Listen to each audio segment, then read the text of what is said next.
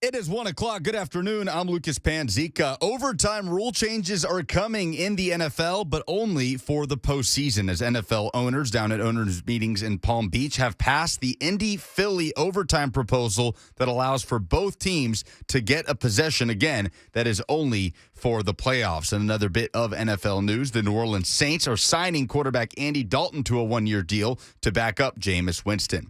Report from Ross Dellinger of Sports Illustrated, 2 U.S. senators, one of which comes out of Tennessee, are introducing a bill to overhaul NCAA infractions processes. That includes Marsha Blackburn of Tennessee and Cory Booker of New Jersey, introducing a bipartisan bill that will create deadlines to streamline investigations and authorize the DOJ to fine the NCAA and remove the Board of Governors members if those deadlines are not met. The Preds will follow up Sunday's win over the Philadelphia Flyers with another game at Bridgestone Arena tonight, hosting the Ottawa Senators. Puck drop is at 7 p.m. And for all your foundation repair and waterproofing needs, visit USSTN.com. Breaking news at once, and your home for the Titans and Vols. This is 104.5 The Zone.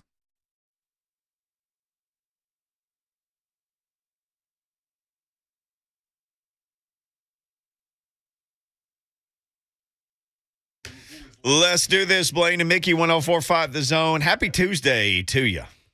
Happy Tuesday to you. Lots of Titans and quarterback talk. Going to pro days. I had this in my notes yesterday, and I know it's been talked about a lot today. Titans and quarterback pro days. Mike Vrabel and Pat O'Hara, they were at the Cincinnati pro day. Desmond Ridder, of course. Todd Downing went to Ole Miss to see Matt Corral. Pat O'Hara went to Pitt to see Kenny Pickett. And to Liberty's pro day, where, of course, Malik Willis was showing himself. And Downing and O'Hara to UNC, I believe, based on the tweet about who all was there, it mentioned OCs and quarterback coaches. And the Titans were one of the teams mentioned. You cool with a quarterback at 26? If the window really is like 1 year, you cool with drafting a quarterback who probably wouldn't play till next year, barring an injury or something crazy? This is a tough one for me because it depends on, John Robinson, Vrabel, how they view what they use the draft for, what they use free agency for. Because not only are you supposed to be building to win now, you're also supposed to be building for the future. Yep. So when do you take that risk and roll the dice and take a quarterback? Because ultimately, we all know if they draft a quarterback, I don't care who it is. It doesn't even have to be Ridder or whoever it may be. That's the end of Tannehill after this season. Yeah. Unless something, he just plays off the charts, and then you kind of hold on. Or, this is a tough one for me. I don't know enough about the quarterbacks to make me think that you can, it's worth to go first round. So, when I hear Ridder say that he named some different quarterbacks, Jackson, Lamar Jackson, Tannehill. He says, I'm a game manager. I'm just like, man, he acted as though that was a compliment. I mean, like, how about saying, I protect the football. I'm so athletic. I can get outside the pocket. I can make some plays. I got a big arm. It's almost like when you become game manager, a lot of people don't view that as really an elite quarterback. And I wouldn't want to attach my name to Tannehill in that if he was watching games that he didn't do so well in the playoffs and didn't have a real good season compared to his previous seasons here with the Titans. But maybe that's all about the connection and him and having a relationship, his head coach with Vrabel and everything else, and he can see him running this style of offense. With all that being said, would I take a quarterback with the 26th pick? I'm going to tell you this. I think the Titans and Albert Breer just brought this up here recently in the last couple of days because they want people to believe that they're going to take a quarterback with the 26th pick so they can then use that and then trade back and get 2 picks maybe in the second round if a quarterback is available. So I don't think I'm convincing myself that they won't take quarterback. Yeah. Is there one of these guys that if they did that you think this guy probably best fits what they do? Is it Ridder? I don't. Malik Willis, by all accounts, is going to go earlier than they would ever have a chance to get him. Most of the consensus is that Kenny Pickett would. Quarterbacks always seem to get drafted early, but there have been several mock drafts that had Matt Corral available when they picked, or Sam Howell. Well, I don't like making judgments because I haven't really seen him play. Yeah. Now, if he played, and I've seen a lot of them in the SEC. Like I've seen Corral, I've seen Pickett even play Tennessee. I haven't seen Willis, so I don't know a lot about. You know when I did see Ritter, Alabama. Yeah. And guess what? He didn't look so good. But I mean, he was getting harassed like no other, and he was trying to get everything. But what I can say, he didn't make any drastic mistakes, even when he was getting harassed, and he was taking sacks when need be. He looked like he was just an average, let's say, scrambler at that point. But he was really getting harassed. I would have wanted to see a little bit more when you start mentioning Lamar Jackson. And you watched him and you take some of his moves. Well, I would say Lamar Jackson there's only one Lamar Jackson. So I think he'll be a productive player. Just how good and would I take him 26? I don't know. I'm more into winning now, and then it'll be a quarterback available next year. Or you can do what everybody else is doing, trade for a veteran that you want. Who knows? But they'll probably take quarterback now. Well, it seems like every year. I wouldn't be mad or upset if they took a quarterback, whether it's Ritter, Howe, or any of those guys of that same ilk. I'm cool with it. But I want a dude that's gonna play right now. It seems like every year we have this discussion, though, and we look at the roster, and it's always like, boy, they really need this, and then they don't draft that, and then oftentimes, like Big Jeff. Coming off an injury. We knew it'd be a while. In the case of Caleb Farley, he got an injury this year, but that was completely unrelated to the back surgery when they drafted him. So it's going to be a while. John Robinson, and we had this discussion we got into a little bit the other day, and you said this, and it's 100% true. He's just looking for the best value. So if the best value is an injured guy who would have been drafted like number 6 if he was healthy, and we can get that guy, 20 or 25 or wherever they're drafting, I'm going to draft that guy. Yeah, I firmly believe it's Williams there, the receiver from Alabama. If he's there, he's going to take him. Yeah, no doubt about it. Especially, you would say they want to upgrade in their speed, regardless of his ACL or not. That guy was on a whole nother level as far as speed. So, I don't know. Where do you see the biggest hole, though? That's a tough one for me. I would say O-line. But I don't. There's maybe deep corner. Yeah. I mean, if you're dependent on, I think that's why they got screened to kind of protect until Farley's ready. Yeah. Don't rush him.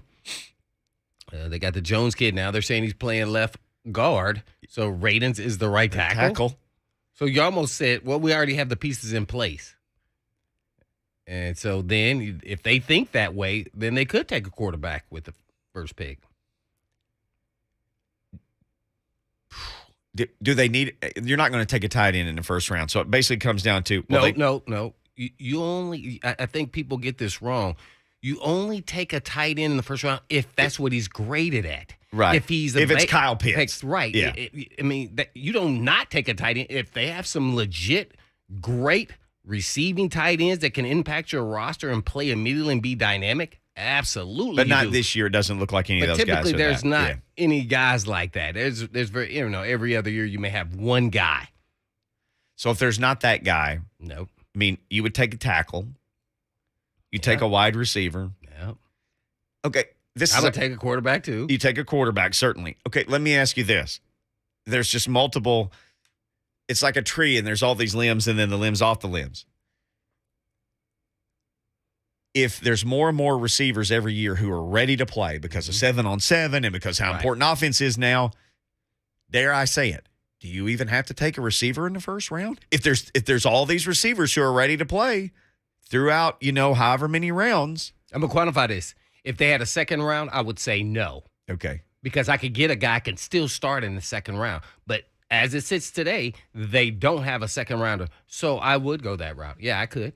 I could in the first round with the 26 pick. Because if you're in the middle of the second round, you can get a starter right there too, which they don't have.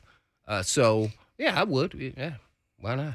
I want some firepower. Yeah, they want more weapons. We got it right here. Bang.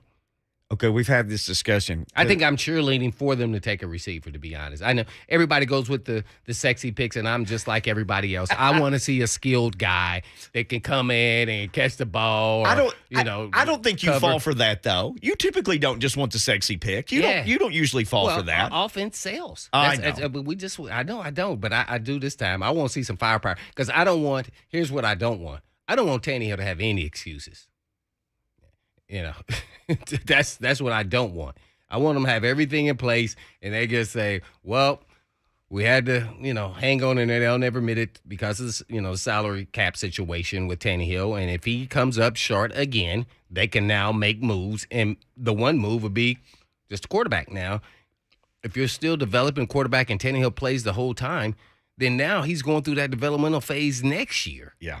And so you're going to take your lumps even when you should have won some close games, and it's because he just made some mistakes and he's growing on the job. Well, we had this discussion too. They have not restructured Tannehill, which pushes no dead money forward, meaning makes it easy to get out of him after this year. They didn't restructure the King, which means if you wanted to move on, you could move on after this year. And they didn't restructure Taylor Lewan, which means you could literally get out of his for nothing next year. So this is set up for. As I've been saying, this is it. The window is cracked. It's 1 year crack. It's been a three-ish, 4 year window here, which is, pretty good. So, and those guys are going to be pumped up. But I think they understand as players, even as superstars, that, this window is going to be closing. They got to have a great year because they may be out on the market. Yeah. Well, it's fascinating, just all the facets of an NFL offseason, because we're having multiple discussions off of multiple discussions of who they might draft and what it might mean and who they did restructure and who they didn't and what they need. Drafts. Oh, my gosh. Well, when we talk about what they need, and you brought up the offensive line, there's 2 question marks of the 5 positions, left guard and right tackle. There's 2. So you think, gosh, you got to get that right. You brought up the cornerback. We have no idea what kind of shape Caleb Farley's going to be in. Mm-hmm. That's cornerback in a passing league where it's almost impossible to do that. The league has made it almost impossible for you to do that. Yeah, he's a big question mark, back and knee now. Yeah, that's I wouldn't be surprised if it's a cornerback. I wouldn't either. Let's get James in here right quick. James in Nashville on the Mark Spain Real Estate Hotline. James, what's going on with you today? Oh, sorry, this is Dallas. Dallas, what's going on? Sorry about that, Dallas. Dallas, Austin. All right, let me get you on speaker. Hang on a second. Okay, thank you. All right, you there, guys? We are there. And I was just going to say, this is what the Titans want everybody to think is that, man, which direction are they going to go? Right. Mm-hmm. Keep them guessing. Keep their heads ringing. There you go, Dallas. All right, hey, Blaine, I want to just throw this out to you guys. Everybody's trashing Tannehill. Mm-hmm. This dude won us 12 games with a depleted NFL record, 92 injured players. Yes. And then when we played the Bengals, Downing tried to put him in this dink and dunk passing game where that's not what got us there. It was we're pound the ball first, and it was working perfectly for us, and he just steered away from us. I think we'll be just fine. Now I understand we need a quarterback for the future, but I think rolling with Tannehill is just fine. You think about if he had all the pieces in place this last year, perfectly healthy, we would. He beat Mahomes, he beat Allen, he beat Stafford. We smoked them teams. We lost to the crappy teams. I don't know why, but anyways, we beat. you never can figure that one out. But anyways, I think we'll be just fine. I appreciate the phone call, Dallas. I thought they made the right decision to keep him. I think that's what kind of where we've been the whole time. Just because you draft a quarterback doesn't mean he's going to play immediately, as we've seen with the greatest right now. The best one is Aaron Rodgers. This guy's been sitting 2 years. Not to say that'll be the case here, but at some point you're building for the future. Mm-hmm. And whenever you draft a quarterback first round, you got to know it, or any position, by the way, at first round, you got to know that time is ticking. Mm-hmm. Yeah, this is going to probably be your last go around. Good example of that is Simmons. Mm-hmm. Who was the really elite D tackle we had before that? Jarrell Casey. Yeah. Mm-hmm. They traded him to the Denver Broncos. Boy, for not much. They have a 6th-round pick or something? Yeah, I think so. Yeah, so that when they draft a guy at your position group, you got to know time is coming. Yeah. Yeah, that league never stops. Wooten asked, would you go after Velus Jones Jr. out of Tennessee at 26? Not at 26, but sometime later on. Love to have a guy like that. Yeah, I definitely would. I think he's a 5th-round or after type player. So at number 26, that's not good value, from John Robinson. That's just where they have him rated. But he is a good returner. He can be that slash guy in the slot. Mm-hmm. So I like all his qualities that he brings to the table.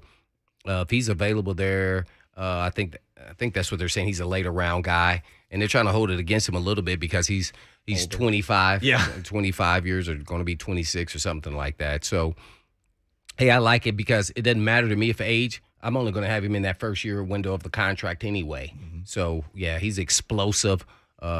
He could be a returner. So, yeah, I like everything about him. I don't think anybody has him grayed out of being a first-round pick, though. No, but, boy, he's, like you said, versatile, and he was way faster. He showed to be way faster than I guess I thought he was. After even watching him play, he's tested super fast. Oh, what did he test at? Well, I pay attention to see. I thought he was fast all along. I don't know if he was 4.3 fast, but you can have some great days on running, and you can have a bad day running. But nothing he's done so far has surprised me at all. You talked to Jim Nagy about him when he was at the Senior Bowl. I liked him. His pro day, what he did actually during the season in the right offense, and when they finally put him in the position that I thought he should have been in all along. Because when you're a returner, you're almost like a running back. They should have started him off as a slot receiver. So I thought that's where all his value. You could run him on reverses. He could still use that running ability. They finally figured it out about halfway through the season, Tennessee, and then all of a sudden he just took off. And then your confidence level knows that you're getting the ball a lot. I mean, so he can return punts and kicks. Yeah, I like everything about him. 4.31 at the combine. Yeah, that's why I was like, oh, Lord, he's moving. We got to move. Ben McKee from VolQuest and Swain Events set to join us next. We can ask him about Velus Jones and a bunch of other stuff. Baseball, you name it. Ben McKee coming up next.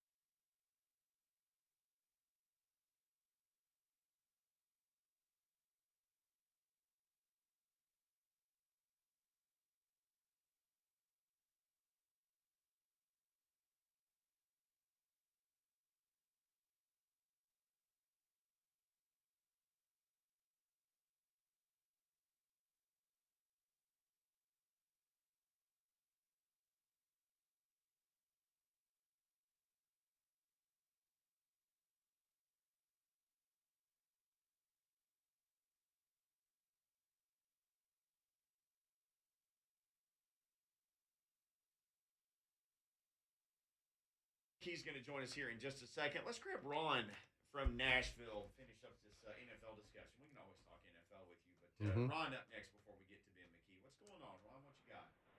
Well, I'm a first-time caller, so I don't really know what I'm doing. I've been listening to you guys a couple of years, and I just wanted to call and say that the Dallas gentleman, I am 100% behind Danny Hill. I think he's done a wonderful job. He's played hurt. He's played without the weapons that he needs, and he's not in trouble. I'm for him, and I would be happy to sign him again for another 2 years after this year. So I just wish we would kind of give him a little more confidence and stuff on talk radio. I know he don't get on it much, I hear, but I don't really blame him, to be honest with you.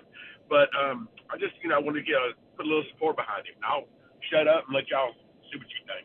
Well, Ron, appreciate the phone call, and you call us anytime, man. Appreciate you listening for 2 years and finally checking in with us.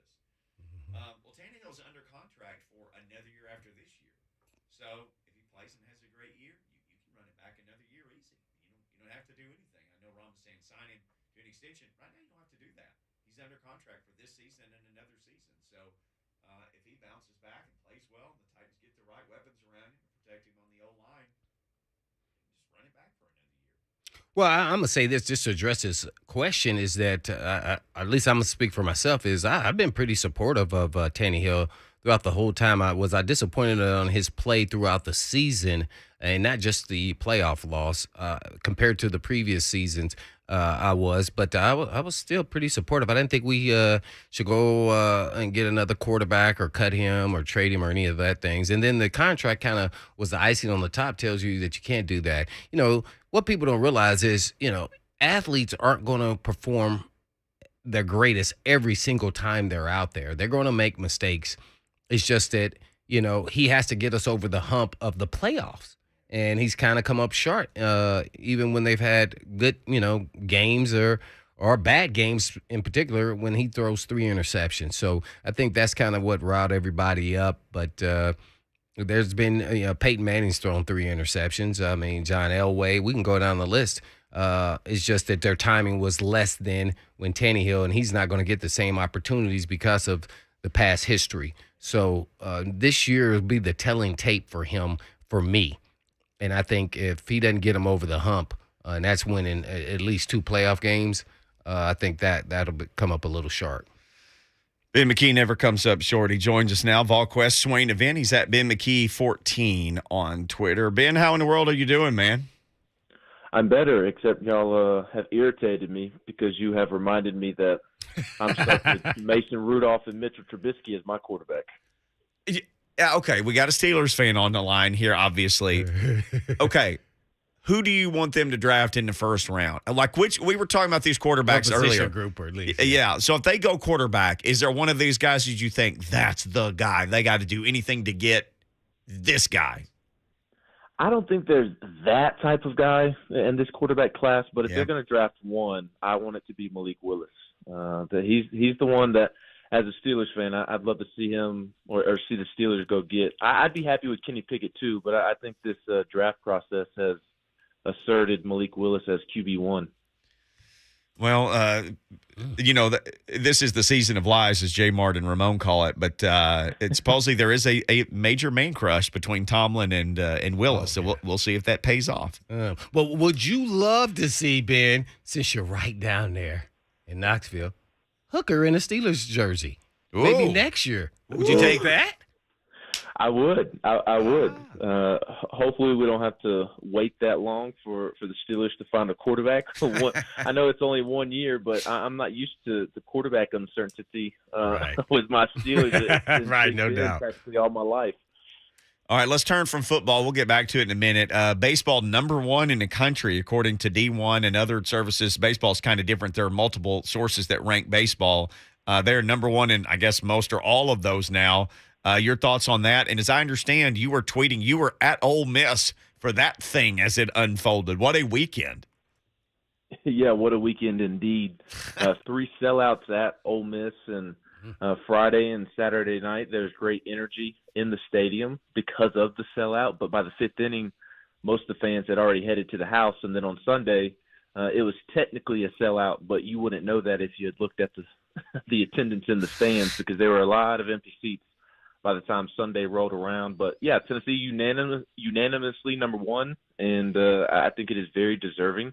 I know we have a long ways to go before Omaha rolls around, and even before Omaha, Tennessee's going to have to do some work in regional play and super regionals to get to Omaha. But March 29th, as we flip the calendar to April, I think Tennessee's the best team in the country. And I know that's weird for some people in the city that you all are located in, because the team that Tennessee's going to play this weekend is the perennial power. But right now, I really do believe that Tennessee's the front runner to win the national championship, and they check a lot of the boxes that you need to be a legitimate national title contender. Well, you mentioned it is ironic, though. They get the number one ranking, and then, of course, they get on the bus and come to Nashville to play Vandy this weekend. Yes, it seems like every time any Tennessee athletics team becomes ranked number one, they have to turn around and go to Nashville.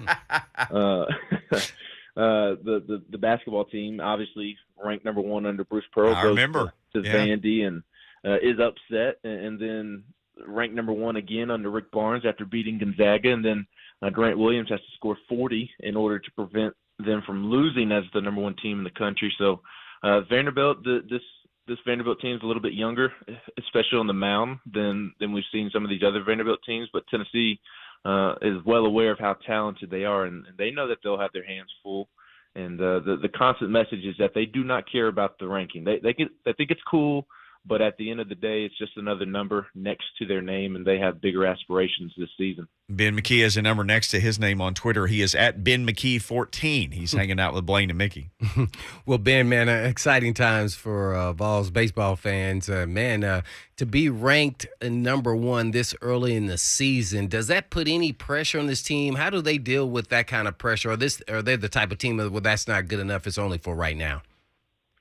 Yeah, this team really does a great job of dealing with pressure. And they weren't preseason number one, but after making it to Omaha last year, there's still expectations, and expectations continue to increase for this program.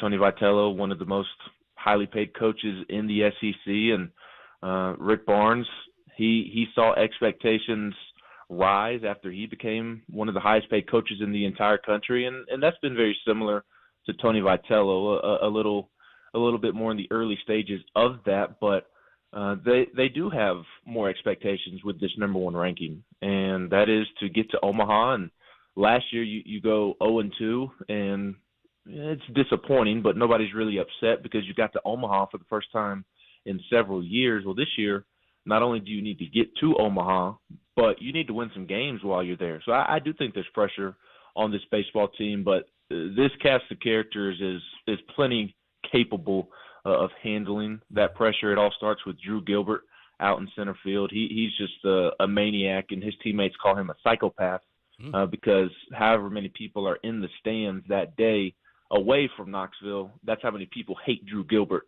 And he just thrives under that pressure, and there are several personalities just like that on this Tennessee roster. Evan Russell behind the plate. He's had some big-time performances against Vanderbilt in the past that would point to that. Trey Lipscomb at third. Redmond Walsh has been around. Luke Lipschius has been around. Chase Burns, Chase Dollander, they're not afraid of the limelight. You've got Blake Tidwell coming back, and although he's not going to be a starting pitcher for Tennessee anytime soon, he's been through the fire, and he's another maniac according to his teammates. So there is increased pressure, but I think this group, because of the mindset of their head coach, I think they're equipped to handle it. Sounds like this team is really confident, and they're really building on what they've done since they've been there, even through last year. I guess if you saw any chink in the armor, what's something that you see that can provide some problems with their team? Because they've won by pitching, they've won by hitting. I mean, what would you say that is? Yeah, I mean, at this point, you really have to nitpick, but there are some things to nitpick. I think the catcher spot is a little worrisome. No disrespect to Evan Russell. He's done a fine job back there, but he's a guy who just started playing catcher over the offseason because the catcher that Tennessee brought in from West Virginia decided he no longer wanted to play baseball. And Tennessee was kind of stuck in a real tough spot, and Evan volunteered to move to catcher. So he's been fine. It's just he's not a natural catcher back there. And there's been instances this season where there's been a lot of running on the bases by the other team. Against Baylor earlier in the year, they had 6 stolen bases in the first inning, and that wasn't all on Evan Russell. The pitcher in that game, Chase Dolander, he was very slow to the plate, which allowed the runners to get a pretty easy head start on getting to second or third, whichever base they were stealing. So that's something to keep an eye on. Again, I feel good about it given the circumstances of Evan switching to catcher. He's put in a ton of work and reached the point to where he's gained confidence in his teammates and the coaches, but just something to keep an eye on. And then the defense hasn't been as stellar as it has been in the past under Tony Vitello. Pitching and defense has been what they've hung their hat on, and they're kind of middle of the road right now, 8th in the SEC in fielding percentage and errors. So another something to keep an eye on, and I would give the benefit of the doubt to Tony and his staff that they'll get that corrected moving forward. And there's been some base running mistakes as well, but that's because they are a very aggressive baseball club and aren't afraid to take risks, especially on the base path. So nothing major, but a little couple things here and there that you can nitpick. I guess one more for me, Ben. One with Ben McKee of VolQuest.com, and that is call your shot. Give us your bold prediction since we won't be talking to you at the end of the week. Tell us, how many games is won and who wins this weekend against Vanderbilt? Yes. Put me on the spot. I appreciate it. Well, I heard you were really good at that.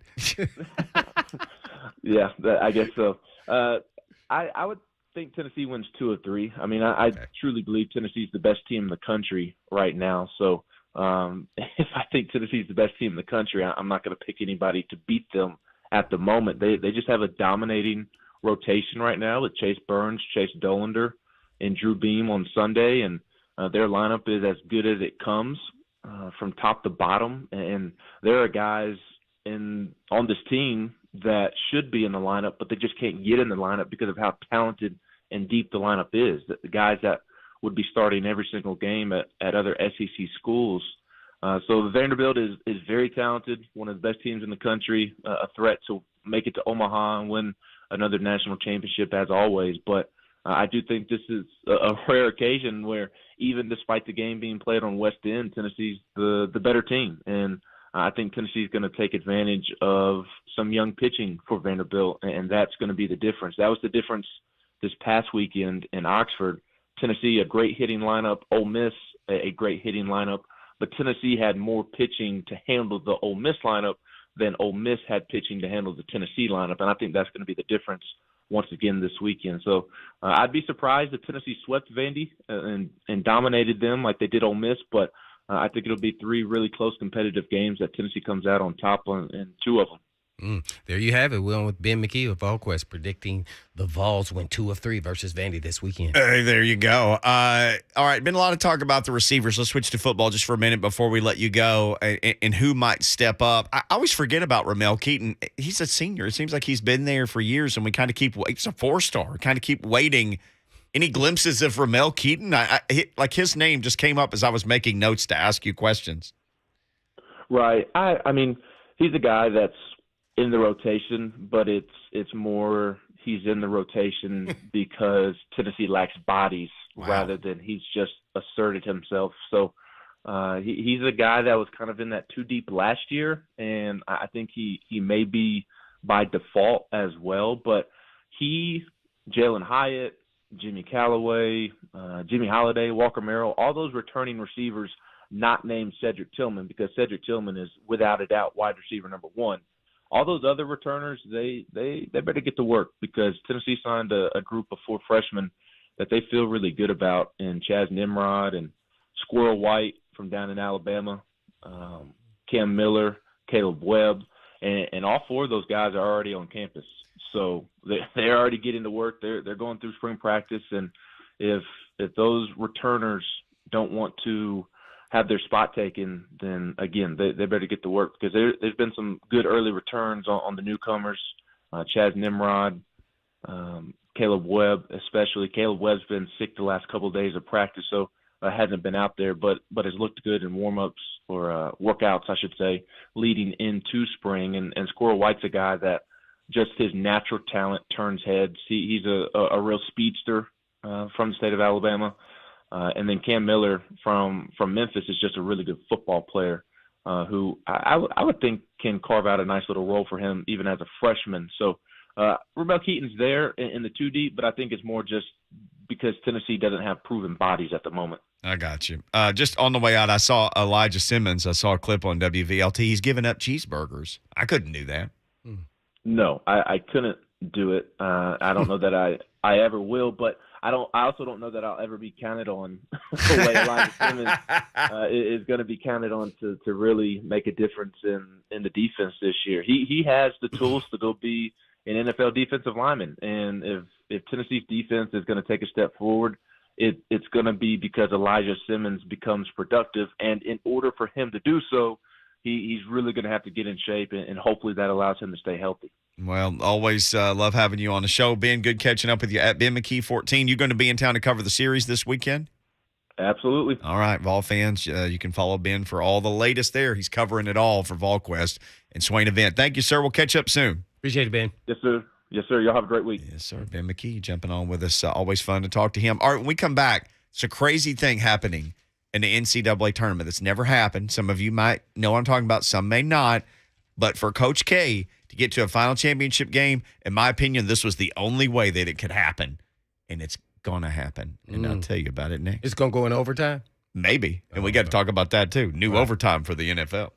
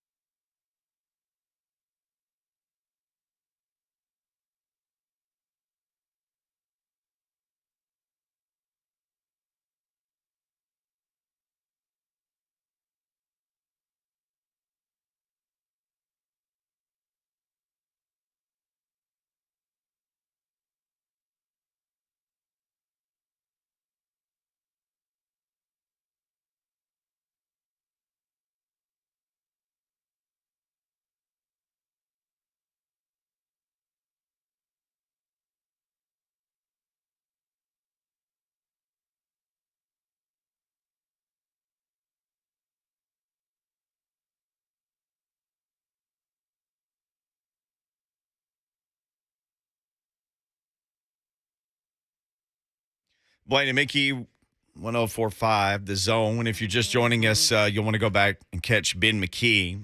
You can always find us anywhere you like to listen to your favorite podcast. All your favorite Zone shows are there, including us, and you can rate, review, and subscribe. We would love for you to do that. You can catch all of our shows and all of our interviews, and we would love for you to listen to all of them all of the time. So when I was putting some notes together, my wife actually asked me this last night. She had to work late, and she came home, and I was like, how was your meeting? She goes, no, I have to ask you this. I said, what? And she goes, Duke and North Carolina have never played in the NCAA tournament. I'm like, that's your takeaway from this big work meeting? She goes, somebody brought it up at dinner, and I was like, that can't be true. And she said, I'm going to ask my husband when I get home. Can you guys believe that? And I know I know they're in the same conference. I know they're 8 miles apart. They've met 257 times in their history. This is Pete Thamel had this. They've won 258 NCAA tournament games between them. They've played 100 years, he said. They've never played each other in the NCAA tournament. All I could think of was this. This is it for Coach K. I think he's truly going to retire, unlike Tom Brady. How crazy that he's going to have to get through North Carolina to get back the champion. The only thing that would have been better is if they met for the championship. This is as close as you can get.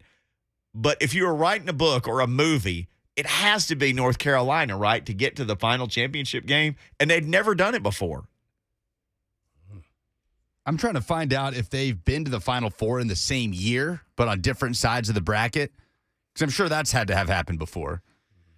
Yeah, I think the March Madness, I think they would probably say they didn't want them to meet until they got, and so they put them, at the opposite each other, in the brackets there, just to make sure, because those are two, blue bloods, dominant programs in basketball that, you assume that, at least if they're in the Final Four and they meet up, cool, but they already play in the ACC tournament, the regular season they play twice. Yeah. So, you only can take so much of it. So you want to see it when something really counts if you're going to put them to match up in the tournament. So, yeah, I'm not surprised. I would have thought they were at least, a couple times, though. They played one time in the NIT. Oh. He mentioned that in the same article, like 1971 in the quarterfinals or something of the NIT. So they were in the Final Four together in 91, but I guess they were on opposite sides of the bracket. Ooh. Yeah, because Duke made the Final Four in 88, 89, 90, 91, and 92. Well, that was Grant Hill and them at the end. Grant Hill, Thomas Christian Hill, Laettner. Christian Laettner, Brian Davis. Bobby Hurley. And Bobby Hurley.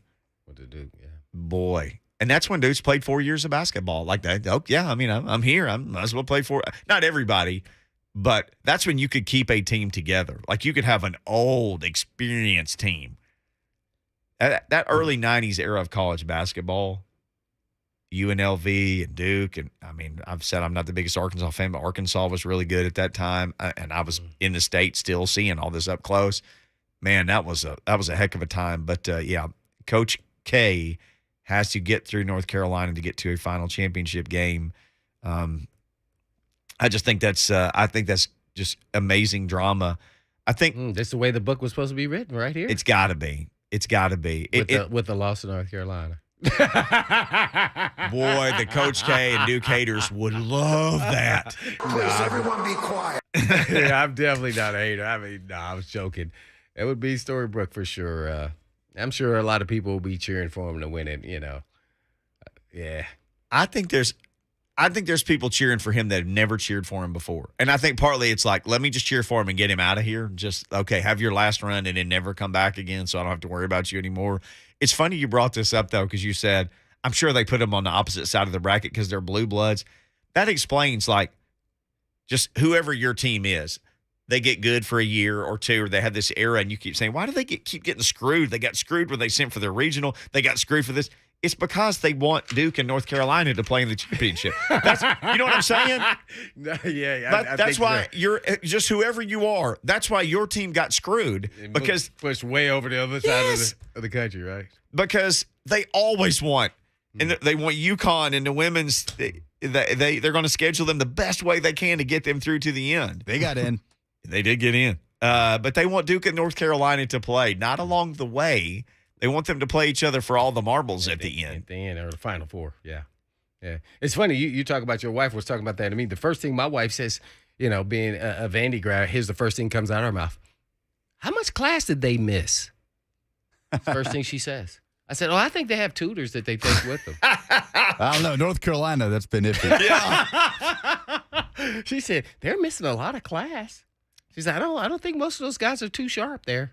Did you tell her, hey, you should try playing football for Ball State or Arkansas State? See how many midweek games you have. But I can't say that because we didn't. Yeah, but now you do. Yeah, they do now. But I said I'd never hardly ever miss class. Maybe on a Friday, maybe once a season. So y'all just play one Saturdays. class. Yeah, because we always played Yeah. on Saturday. So I may have missed one class, and all our classes were before noon.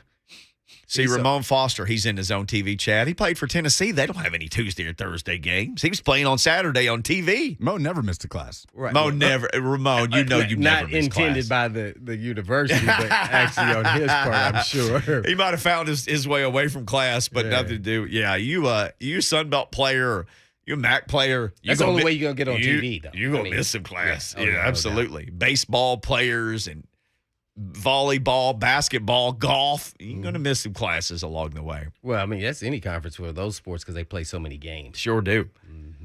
All right. Well, Coach K's got to beat North Carolina to get where he's going. That is going to be fantastic on Saturday night. All right, when we come back, the NFL has made a rule change. Was it a reaction to a certain thing? We'll tell you about that thing, and we'll tell you about the change, and we'll tell you about that. All TK says Moan would never ditch a class in college. Never. LOL. We'll be right back. I didn't. I did.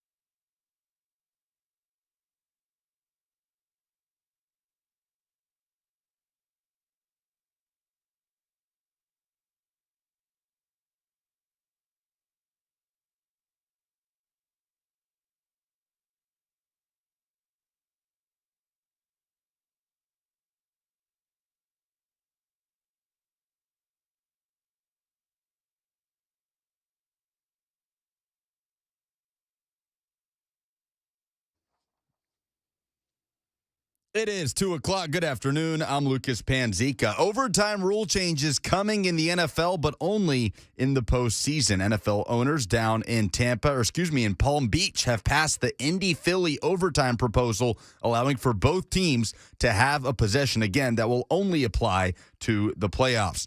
Report from Sports Illustrated, 2 U.S. senators are introducing a bill to overhaul NCAA infractions processes. The bill creates deadlines to streamline investigations, and it authorizes the DOJ to fine the NCAA and remove the Board of Governors members if deadlines are not met. The 2 senators, New Jersey's Cory Booker and Tennessee's Marsha Blackburn. Also around the NFL, the New Orleans Saints are signing quarterback Andy Dalton to a 1-year deal to back up Jameis Winston. The Preds will follow up Sunday's dramatic winner over the Philadelphia Flyers with another game at Bridgestone Arena tonight, playing host to the Ottawa Senators out of the Eastern Conference. Puck drop is at 7 p.m. For all your foundation repair and waterproofing needs, visit USSTN.com. Breaking news at once on your home for the Titans and Vols. This is 104.5 The Zone.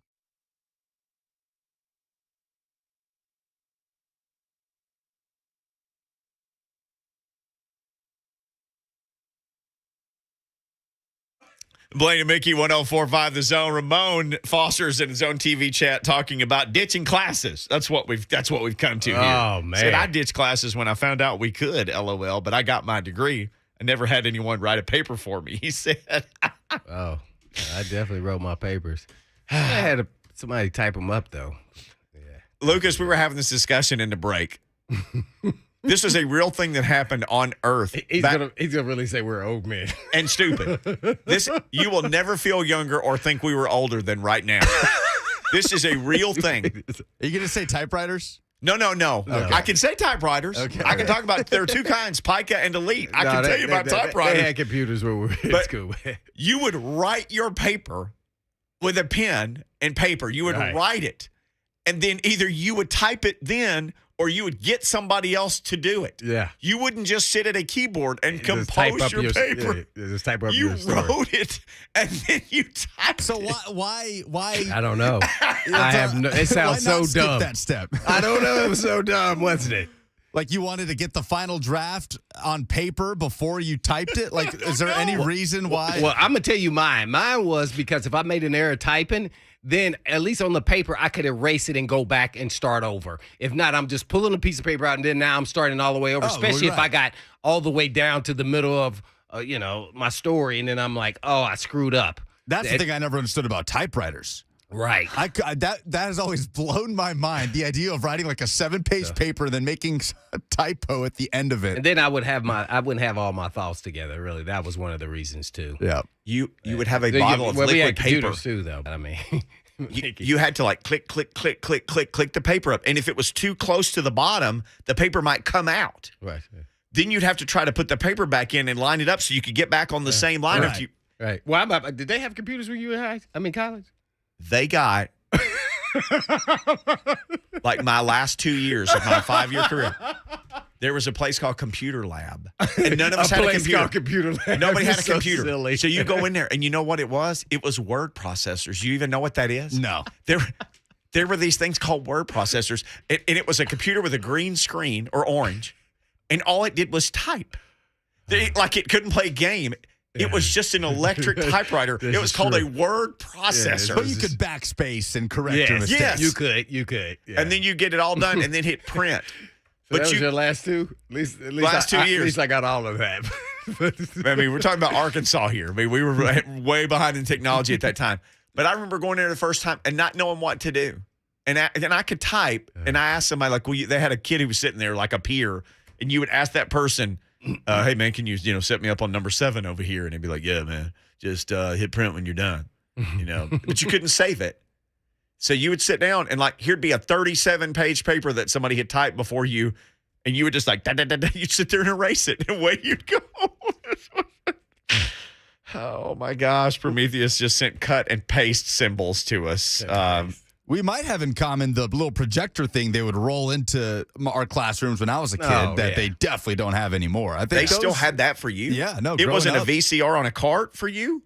It was a projector? Well, no. We had VCRs on a cart, but I'm talking about like instead of a PowerPoint presentation, like where they have like the light shining down, and they put the paper on the thing, and it gets projected onto the wall, and the teacher can write on it. And you write on it with like an erasable marker. Yeah. That's obsolete now, obviously. But that thing would get hotter than the surface of the sun. That took me into middle school. school. You feel the heat coming off of it, and your teacher, you're like, how are you not burning your arm on that thing? That took me into middle school, so that's definitely obsolete now. My life feels like it happened a million years ago. I mean, things that we talk about now. When I was in high school. Hey, you're the longest living person I've ever met. I am. The longest living person.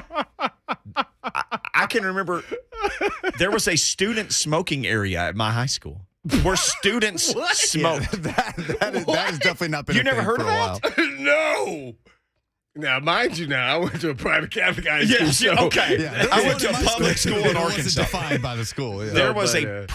There was a kids smoking area for children. Is there not a minimum age So on that? like I'm walking with my buddy one day. He's like, I got to go find my sister. She's got my milk money. And I went to one long school building from 5th to 12th grade. Was in one long building. Like took up a whole block. But you could walk down this long hallway to get all the way to the high school. And he's like, I said, I don't see her. He goes, I know she smokes now. So yeah, this is high school too, right? Like, this is not college. She was in the 10th grade. Yeah, so you got 13, 14-year-olds smoking cigs between math and geometry. She was in the 10th grade. So she was probably 15. Man. And she sat there smoking away.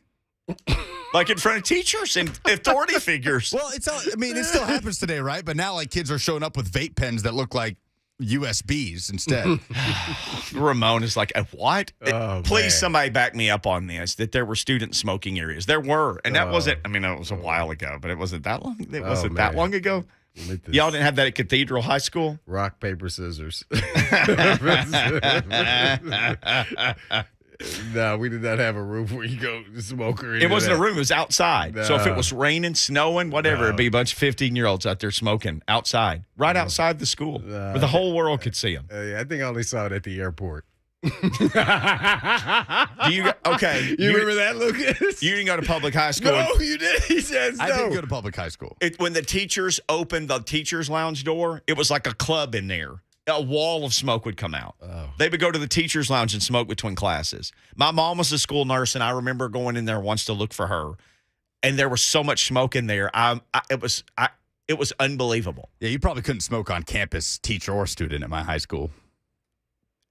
And like in the bathrooms, you go to the boys' room, men's room, smoke in there. Oh, well, yeah, that happened for Okay. sure. Yeah. That Different definitely types of did not. smoke that would fill up the halls when you're walking to class. Yeah. That would we were already in the green area, like my high school. There was no smoke anywhere. Somebody would tattletale or something, man. It was no, you better not.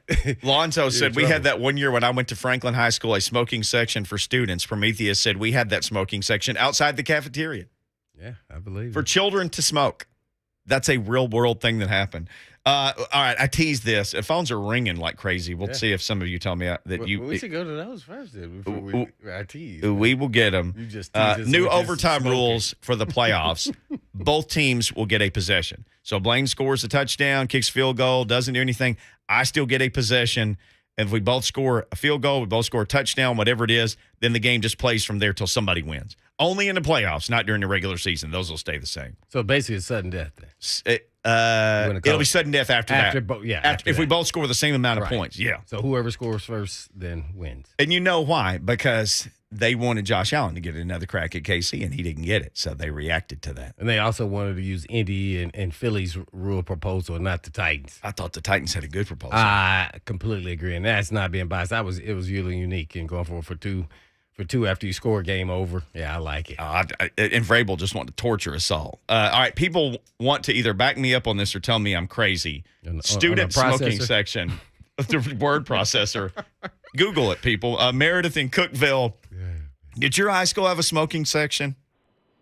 Yes, and actually I'm from Brentwood. I'm just driving to Cookville, but I went to Brentwood High School in the early 80s, and we had a smoker's court.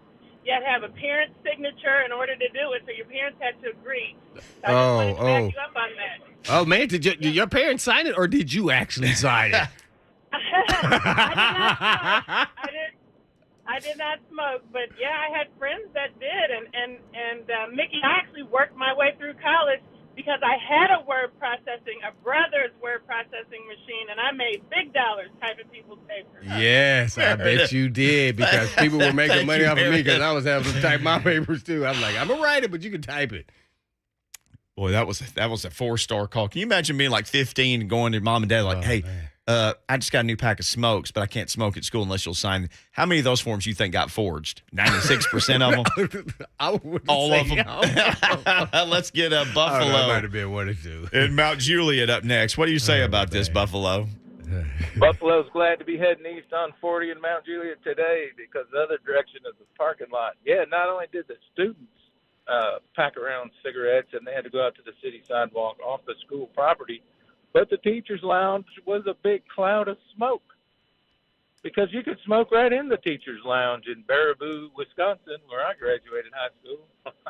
1985. Buffalo. Absolutely, man. It was like a club in there. It was like the club. It was so smoky in the teacher's lounge. Wow. And they would open the door and smoke would come out of the door like a cloud into the hallway. Let's get Mike in Clarksville up next on the Mark Spain Real Estate Hotline. What's going on, Mike? Hey, man, no. He just his parents didn't sign the form. He just signed off on I himself. don't Tom, think that's ever happened. Tom in the borough. What do you say, Tom? Hey, it's Tom Sissom. I went to Warren County Senior High School. I graduated in '83, and we had a smoking area out in between the buildings. And you're right, there were most of the passes were forged. You know they were. Yeah, of course. I mean, hey, I'm 16. Hey, can I smoke at school? I'm going to have you sign this form, and then I'm going to go to the store at whatever age, 15, 16, buy myself some cigarettes. That's mind-boggling to me. The idea of a form being signed by your parents that you can smoke cigarettes at schools is pretty insane to me. I'm not going to lie. And I'm telling you, this was just a thing. This was just life then. Oh, I believe it. It didn't seem crazy like it does now. It seems absolutely insane. Whoa. That sounds crazy to me. But at the time, like I remember my buddy, I told you, he's like, yeah, my sister smokes between third and fourth period. We'll catch her now. And I don't even remember thinking like, this is terrifying or she's a child. I was just like, oh, I'm glad he knows when she smokes. We got to go get his milk money. I'd love to know what Coach Mack's high school was like in that regard. 100%. We're going to ask Coach Mack about that. You know. They They had a smoking section. Oh, man. He's He might about- have a smoking room. Let's see. Great replies here, man. They're just like we planned the show to be. Right. Talking We about this smoking there. and now people are weighing in on dipping, like people having, dip. Everybody, all the dudes dipped at my school. So they would walk around with the can of the soda can, spit in the can in class. I don't recall. It might have been one or two people who did dip. Maybe some of the wrestlers, maybe. I don't know. I don't. Yeah. Definitely, maybe some baseball players. We had no wrestling, no soccer, no golf. My son asked me, "Did you play soccer?" I said, "We didn't have soccer in my town." He said, "Did you take karate?" I said, "We didn't have karate in my town." But I did tell him about the student smoking section. He's 7. Let's squeeze I it. did take karate at the Boys and Girls Club, though. I should have. Chewy. Let's get Chris in Lebanon right quick. Chris, what you say about all this? Hey, yeah, I went to a military school, and the area that we smoked cigarettes in was called the butthole. What are you talking about?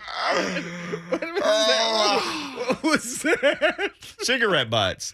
Oh, I didn't know what he was talking about. Hey, you looking for Chris? Yeah, he's in the butthole. All right, man, I won't forget that. We have tons of phone calls. We have to get Coach Mack, though. We got to get to him next. We'll get to Coach Mack. If you want to hold, we'll talk to you in the last segment of the show. Delay Coach Mack, man. This is Just hold. We will get to you eventually. But Coach Mack coming up next. Lots of Titans topics on Blaine and Mickey. but.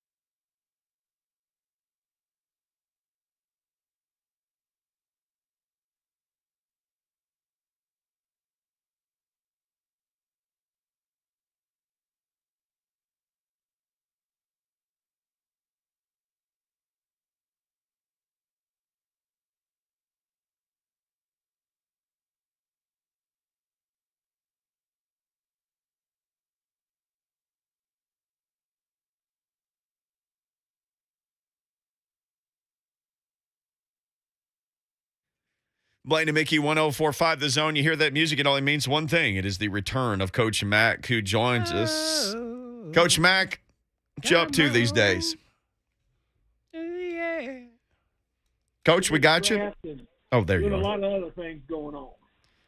Did your high school, we had this discussion, Coach, and Blaine went to a nice private Catholic high school. They didn't have anything like this, and Lucas is young. He didn't have any. I know exactly where Blaine went. well, St. Patrick's Day was kind of wild, though. I was explaining to young Lucas and to Blaine that my school had a smoking section for students. You know anything about what I'm talking about? Mickey, I grew up in West Texas. Hell yeah.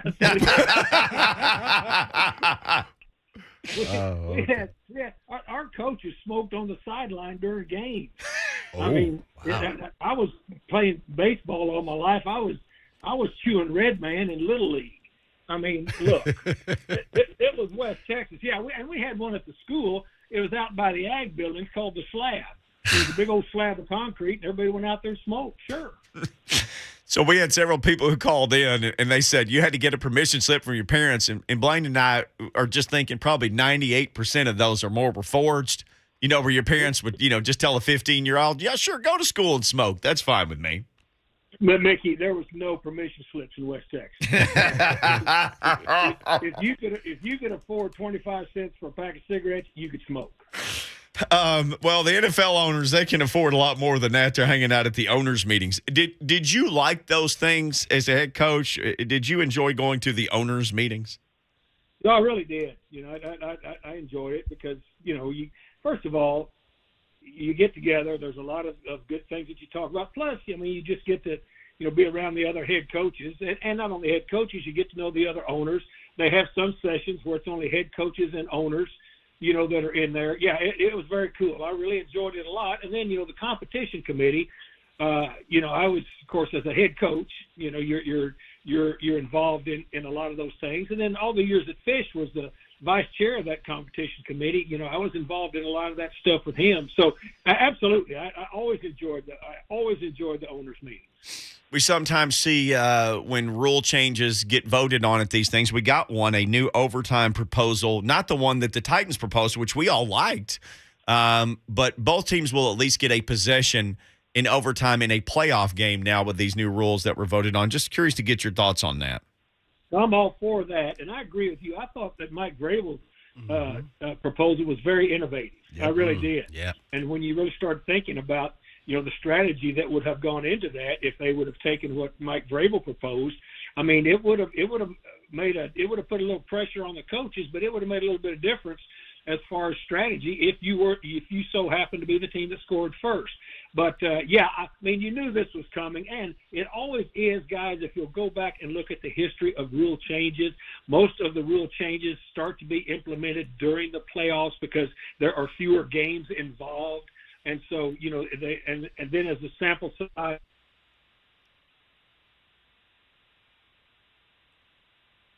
May have lost Coach. Yep. May have lost Coach Mack. Mm. He may have gotten sniped later. Yeah, you know what I was going to ask him about the process to the rules being changed.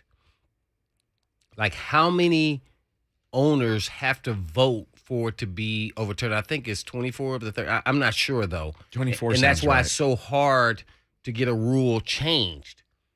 We're talking about that's only 6 other teams left. I mean that would say no. So it's hard to convince people in a week's time to say, hey, and I'm sure they were emailing and everybody's these are the topics we're going to be discussing. So you have some time to think about them, but.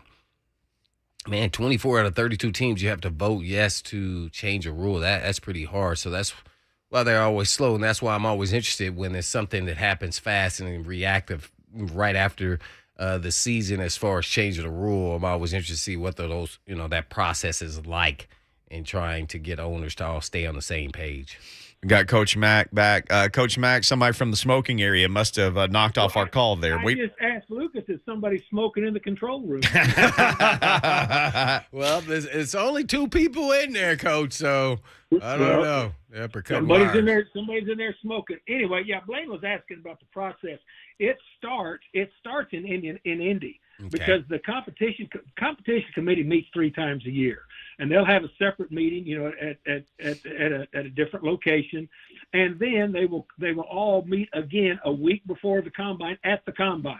They go to Indy a week early, and they will meet there, and then get formulated what they want to present at the owners meeting, which comes after the combine. And so it's pretty much a year-round process. As I said, when Fish was the vice chair for 15 years on there, it takes up quite a bit of time. Those people that are on the competition committee now as coaches. Mike Vrabel's on that competition committee now, so there's a lot of preparation. I'm sure they do a lot of it by Zoom now, during the year when people are proposing things. And what we would do, I would help Fish do this, is that during the year, if things would come up, you'd get film clips and you'd look at them and say, how about this proposal? How about this? How about that? So it's a series of meetings and a series of proposals until you finally narrow it down to the proposals you are going to give to the ownership at this spring meeting. Got Coach Mack on the line with you. Dave McGinnis, brought to you by Farm Bureau Health Plans. Need great health care coverage at an affordable price? Let Farm Bureau Health Plans coach you through it. They got you covered, just like Coach Mack with the Mack Attack.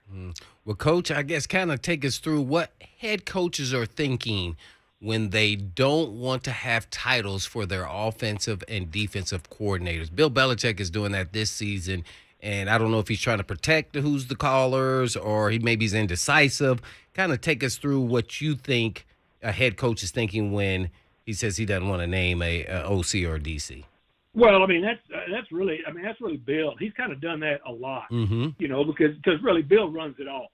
Right. He runs all of it, and then clearly, he's got his reasons. He pays his coaches well because I know guys. I knew Ivan Fears that was on his staff. The running back coach for years and years and years, and I worked with for several years there at Chicago before he went there to New England for a 20-year run with Bill. Ivan is just recently retired. He pays his coaches very, very well. And then, basically I guess Bill just doesn't think it really matters. He's going to pay him well, and within the framework of the coaching staff, who's calling it. And here's the other deal too. I think that Bill Belichick, at the end of the day, we all know he is ultimately in charge of everything. Probably, everything's going to run through him anyway. So now, when he had Josh McDaniel, he named him the coordinator. He's never really had a defensive coordinator designation because he's run most of that. But if you talk to people that have played up there, Bill really runs most of it. Well, you've done this before, and that is Hard Knocks. Detroit now is going to be doing the Hard Knocks. I mean, yeah, kind of. I know you've kind of explained it a little more in detail, but broad brush. I mean, do you what is that process like? And man, I don't know about you, but I didn't want to see no Detroit Lions. Hey, that's here or there. Yeah, well, look, Shannon Furman is the one. She's the one that's been the boots on the ground producer of that, for years. And she was at the USFL draft. She had her NFL Films crew at that draft. Oh, okay. And she was talking about the teams that were available this year. And of course, they're always trying to figure out new inventive. I think it's been for 17 years now. Hard Knocks has been, a yearly thing in the National Football League. I will just say this: when they approached Jeff Fisher about it when we were in St. Louis, and I was in on those meetings, his first was no, not at all. And then we had meetings with him for a couple of years before we moved the team out to L.A.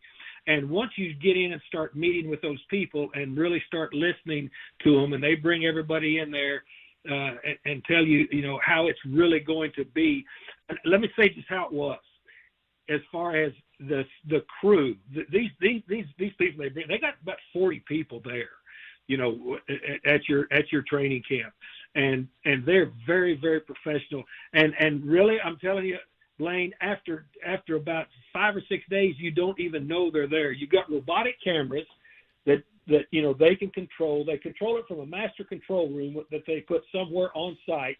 I mean, I went in and saw it when we had it there, in LA. I mean, it looks like a spaceship. and they control all those robotics from in there. Anytime you walk into a room with the meeting rooms, coaches' offices with a robotic camera, all you got to do is wave your hand up at the camera because somebody's 24/7 monitoring it. And you wave it up, they'll turn the camera up to the ceiling. And here's the other thing, the coaches have total editorial control over what goes out. All right, because Fish and I used to go preview and watch it before it was ever released. And so the club has control, over what goes out and what doesn't. And really, the crew that they bring is so professional that it's now again, a lot of it depends on the personality of the players. You know as well as I do, Blaine, there's some guys that'll play to the camera that will like it. There's other guys that will just go on about their business.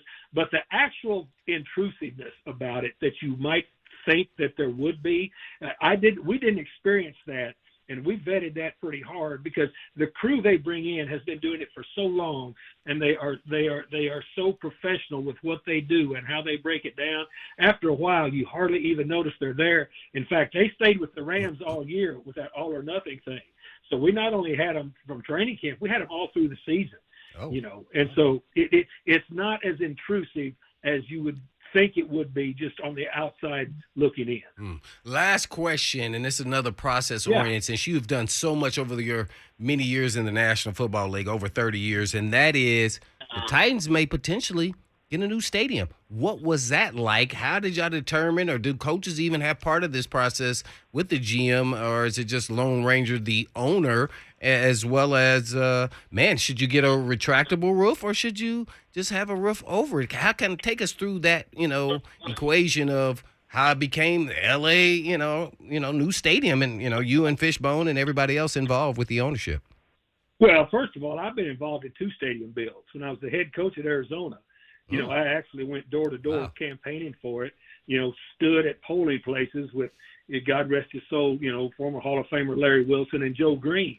And then was involved, speaking to the state legislature, but meeting with the governor. So when I was the head coach out there, they'd already had 2 proposals fail, and the third one was either do or die. So I was involved in that very deeply as far as the pre-getting ready for it, and then was involved with, absolutely, as a coach, you're involved with the design of the locker rooms and how things are going to set up, what's the ingress, egress for your team. And then when the LA thing was massive. Fish and I both were involved, met with those architects from Dallas, quite a while. I mean, that the architectural firm that did SoFi, that also did Minnesota's, also did Jerry Jones, also did AT&T. Wow. And so some of those things that we went over and did, and they implemented out there at SoFi, it was amazing. But did the coach have input on locker room, training room? Absolutely. And even they asked me to help design, when I was there, where how the press box for the coaches was going to be, where you wanted television, how many levels you wanted, how many seats did you want, where did you want it, so absolutely you're involved in that. You're involved in it, and now the financing and those types of things, I was involved, not the financing part, but as far as the political part of it, I was involved in quite a bit of that in Arizona, was involved in none of that political part of it in LA. There you have it, with Coach Mack giving us the Mack attack. Coach, I'm always fascinated about how which coach or general manager or coordinator or whatever goes to which pro day. How does all that get divided up, and what's that like, planning those processes? Because there's just so many of them to try to cover. Well, general manager and his personnel department, they divide all of that up. And then the general manager meets with the head coach, and then they discern and decide as to what. And also a lot of it, too, Mickey, it's a great question, and it's relevant to what goes on. A lot of it depends on the proximity of the pro days to one another, both geographically and positionally where they are. You know what I'm saying? Sure. So, so say Clemson and South Carolina are going to be 2 days apart, and there's receivers and there's offensive linemen at both of them. Well, then, you try to work it out as to where, your schedule for your coaches, so that they're not flying back and forth, back and forth, back and forth. You like to try to get them into a circuit as much as you can. Now, the guys that really have to bounce around and move is the head coach and the general managers. But your position coaches, your coordinators, what you try to do is to get theirs mapped out so that they're able to hit as many in continuous as they can.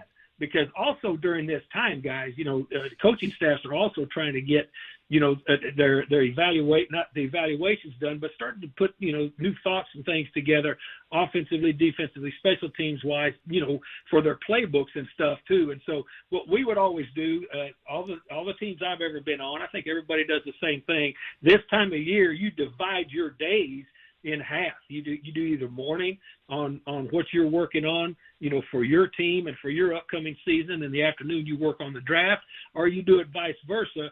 And then what you try to do is you try to space those trips out so that say the offense, so that the offense, if they're going to be gone for 2 or 3 days in a row, they're all gone, so that when they come back, they can pick up right where they left off with what they were working on as far as for what your team was. So there's a lot of planning that goes into it. So let's say Blaine goes to see one guy at South Carolina Pro Day, and I go to Michigan and I see a couple of guys, and Lucas, he goes to Cal Berkeley and he sees a couple of guys. Is there one database or something that we all put our notes in so everybody can see them? What I'm saying is, once you go see somebody, how do you get your notes to every other, person on the staff who would need to see them? How does all that get collected and saved and shared? Well, now I'm sure it's just done digitally on the spot. I mean, now it's done digitally on the spot. When I first started, what you would do is you would, you'd write it all down, and then when you got back, you'd hand it into the quality control person, or you'd hand it into the computer person, and they'd enter it in the database, and you go. Now it's done. The last few years I coached, it was all done right on the spot. I mean, you can input it, shoot it, and it's on everybody's. It's on everybody's computer. It's on everybody's, Microsoft tablet immediately. Coach Mack hanging out with us. Well, one more, Coach, and this is kind of some of the oversight, and I just want to make sure it's correct, and that is Robert Woods' father played for the Houston Oilers. If that's true, do you remember him? And I think he was a wide receiver too, but I want to just make sure that's correct by Love You Blue. Tweeted that out last week. That is correct. That is correct. He did. He had a stint. I don't think it was very long, but with the Oilers. Yes, he did. Oh, did he play somewhere else before that, or was just that was it? I think that was it. Oh, okay. Yeah, because he put out a highlight, and I'm thinking, oh, man, dang, I didn't know that. So that's two Woods to play for the organization. That's the fact, Blaine. I think he was there in 78 or 79, Coach. I looked. And he might have played 1 or 2 games somewhere else the year after he left Houston. But his whole career was parts of 2 years. But one of them was with the Oilers. He scored 2 touchdowns. Oh, I knew Mickey. Yeah. And there it is. Appreciate it, Coach. Coach, thank you, man. Always love catching up with you. Guys, don't be smoking in the building. Will not do it. Or in the boys' room. The Mac attack, Coach Mac. All right, when we come back, we'll wrap up the show. Titans trying to get a stadium built. Another team is get a stadium built. They made a real interesting choice. I would not have made this choice, but these people are crazy. We'll talk about that next. Oh.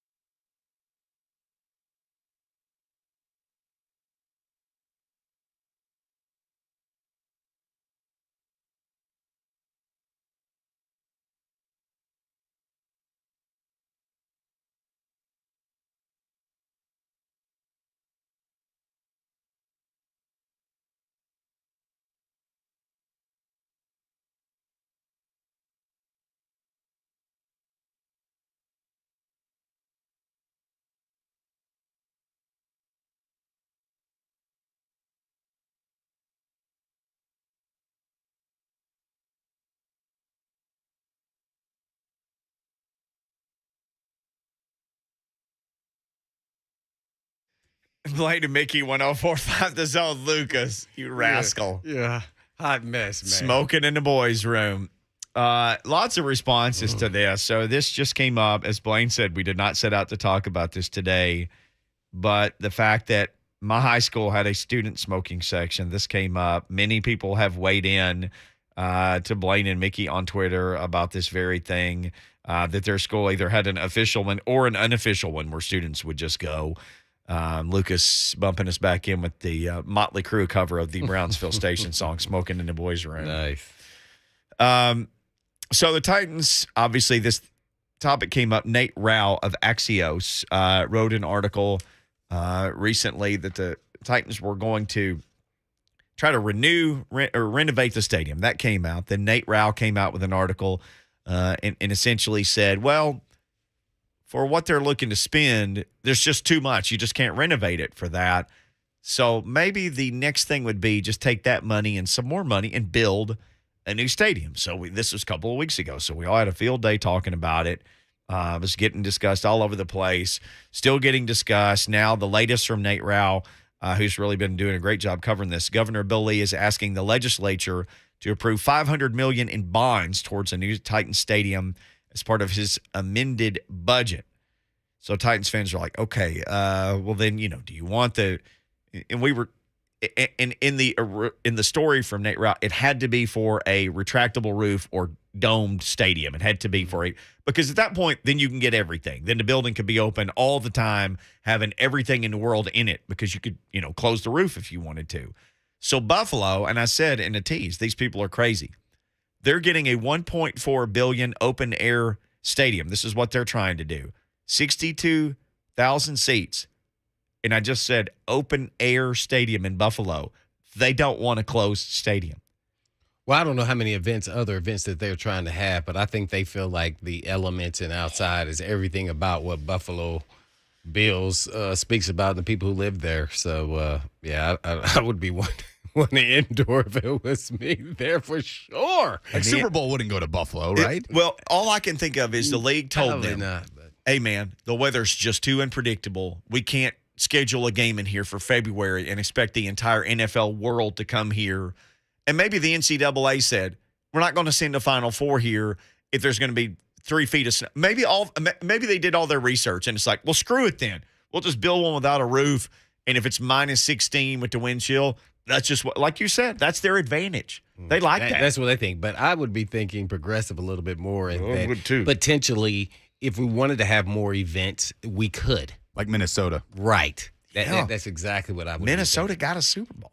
Just remember, they were playing outdoors there for a year, which was kind of crazy. Where were they playing? The University of Minnesota. Yeah, they were playing the Golden Gophers. One game, I couldn't even see it. It was so cold. I was wild. Like, oh my, I could not imagine playing in that game. Remember, like Brett Favre, I think, was playing with them at that time. He got hurt in one of the games. It was so cold. Yeah, that would look really bad. So, but hey man, they're jumping off tables there, tailgating and everything. So, Bill's Mafia. So they're talking about $1.4 billion for this stadium. New York State and Erie County are going to foot the bill for $850 million of the upfront cost. Not $500, which the governor is asking for here. $850 million. But it would have to have a 30-year lease, they say. So, because like the Bills sometimes seems like they flirt with Canada, like they'd go to Toronto or something.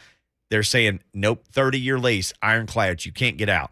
The NFL is going to loan them $200 million, and then the Bills owners will pay the difference, so at least $350 million that the owners would pay. $1.4 billion, 62,000, brand new open air stadium in Buffalo. So if that's a 62,000 seat stadium for $1.4 billion with no top, wonder what it would cost to build this rascal over here with the top that goes on and on. Wonder if things are more expensive in New York than here. I'm just asking. I don't know. Is it the same company that did all the other 4 or 5 stadiums? I don't know, but Coach Mack went through that. That same guy planned all the architecture firm, planned all those stadiums. Yeah, it must have some close ties to Goodell. ownership. Yeah, like Goodell, the sheriff. Just keep playing in the stadiums. Yeah. Okay. We got the next stadium. You got to go on bill. What you got? And they're all different. $1 billion. We charge $100 million. Right. That's our fee. Just to design it. But he said, Coach Mack said the same architecture firm is designing all these mega stadiums. Well, they're all way different. I mean, the one in Los Angeles, you and me keep talking about, we want to go. It's an open air stadium with a top over it. Yeah, like nice Dyson breeze. went. And he Yeah, said, nice it's cold in there sometimes. Yeah. So they even got to have like a different way when there were COVID restrictions. And please, God, don't ever let us get to that point again where we're dealing with that. But they didn't have to adhere to the indoor COVID protocols because they weren't indoors. So it kind of saved them some, having some people in the building. In Jerry World, which there's nothing in the world like Jerry World, it was designed by that same guy. And the Vikings, when there's so much glass, like it's a really cool looking stadium. I would say about $3 billion. Here in Tennessee. Lucas, you prepared to dig into your allowance for some of this? I'll Venmo whoever $10-15. Did you see this? We're talking about Kansas City. I know we got to go in about a minute. There's talking Kansas City now. They may try to get a new stadium. Are they crazy? I mean, I guess they won a Super Bowl too, but, do they have enough bathrooms and plumbing or whatever you got to have in hotel rooms? Well, they will. They're going to have to. But here's the thing. How cool is that place? Like, they got a home field advantage. It gets loud in there. It's out in the middle of nowhere. There's plenty of parking. That's no different than Buffalo. See, I've never been to Buffalo. Oh, yeah. Yeah, I've been there a couple times. People say it's the worst stadium that's still around getting used today. I heard Oakland was terrible, but Buffalo now takes the reins of, like, I've heard it is the worst stadium. I haven't been there. Just saying what I heard. I don't know. I just played on the field, so I don't know really much. Was the locker room crappy, or was it okay? Oh, no, it was okay. It was okay? I mean, wasn't that bad. I'm focused on the things I could control. And that was me going on there and butt somebody in the you-know-what. Did you – somebody retweeted all this other stuff. It don't matter. It didn't matter. I don't care if it was real tiny. There was a video of you playing – pass out. You and the Oilers playing against San Diego on the half dirt, that baseball field. Did you like playing on the baseball? No, you didn't. No. It was already tough enough for me to play in the league. So if I went from grass to dirt and I'd slip and fall, I don't want to talk about any excuses why I fell. This is like smoking areas. We're blowing people's mind. Yeah, it used to be dual-purpose stadiums, and while baseball and football were going on, you just played on dirt on the field. They just striped that part of it like a football field. Yeah, it was horrible. I was just going around hitting people just because of that. All right, we don't have time to hit anybody else today. Tomorrow is Thursday, though. Who knows what we'll stumble into then? I don't know. Maybe something at school. Tomorrow's Wednesday. I said the wrong day. It's Wednesday. Get me out of here. So in the meantime, in between time, Nikki. Peace.